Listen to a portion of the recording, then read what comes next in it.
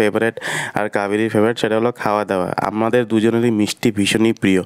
তো আমরা এখানে আসলাম মিষ্টি খেতে। পুরীতে এসে যদি মিষ্টি না খাই তো কোনো লাভই হলো না। তো তোমরা যেরকম শুনলে যে দাদা বললো যে মিষ্টিগুলোর দাম একটা 10 টাকা, কোনোটা 20 টাকা, আর ছানা পোড়া ছিল 100 গ্রাম 30 টাকা। তো পুরীর তো মেন মিষ্টির মধ্যে একটা মেন ডিশ হলো ছানা পোড়া। তোমরা এটা জানোই হয়তো, ছানা পোড়া যেটাকে বলে। তো সেটা খাওয়ার জন্য আমি খুবই মানে এক্সাইটেড ছিলাম, কেননা আমি কখনো আগে খাইনি। তো আমরা প্রথমে এই মিষ্টিগুলো ট্রাই করলাম, যেটা খুবই ভালো ছিল। মুখে দেওয়ার সাথে সাথে একদম মনে হয় মিষ্টিগুলো পুরো গলে গেল, এত নরম সফট, মানে পুরো কি বলবো, তুলতুলে একদম, মুখে দিতেই পুরো একদম নরম, মানে নাই হয়ে গেল। তারপরে নিলাম একটা এরকম লাল মিষ্টি, যেটা ছিল লালমোহন টাইপের, গুলাব জামুন যেটাকে বলে।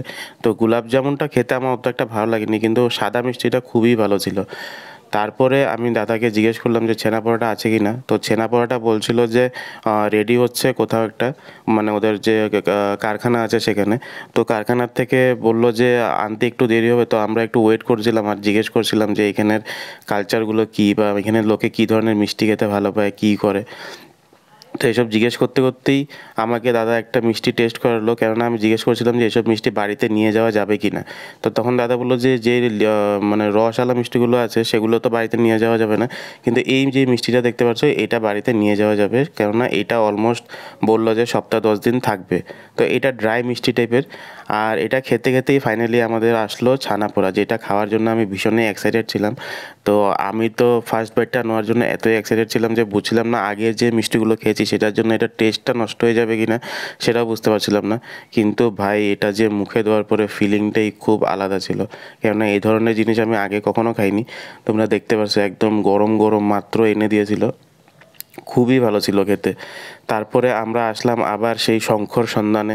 তো তোমরা দেখতে পাচ্ছ এবার আমরা একটা অথেন্টিক দোকানে এসেছি, যেখানে তোমরা দেখতে পাচ্ছ নানান ধরনের শঙ্খ রাখা আছে। কেন সমুদ্র পাড়ে যেগুলো শঙ্খ থাকে সেগুলোর মধ্যে চুনা পাথর দিয়ে থাকে। আমি মা বলার আগে আমি নিজেই দেখেছিলাম, কেননা আমি সমুদ্র পাড়ে গেছিলাম, তো আমার নিজেরই পছন্দ হয়নি। তো এবার একটা শপে এসেছি, তো দেখি এখানে কি হয়, কেননা এই দোকানটাতে নাকি বিল টিল দিয়ে, পাক্কা বিল টিল দিয়ে দেয়। जो समुद्र के साइड में मिलता है जो संग, वो होता है थोड़ा कम क्वालिटी का, सोना का बना हुआ होता है, इसलिए सस्ते में मिल जाता है। यहाँ पर सब ओरिजिनल संग मिलता है। ओरिजिनल हम उसका बिल जीएसटी बिल बना के दे देंगे। बिल बना के दे रहे हैं भैया, जीएसटी बिल बना के दे देंगे आपको। उसका ओरिजिनल संग होता है, हम दूसरी जगह से मंगवाते हैं ओरिजिनल संग। তো আশা করি আজকের ভিডিওটা তোমাদের খুবই ভালো লেগেছে। ভালো লাগলে প্লিজ লাইক করো আর শেয়ার করে দিও।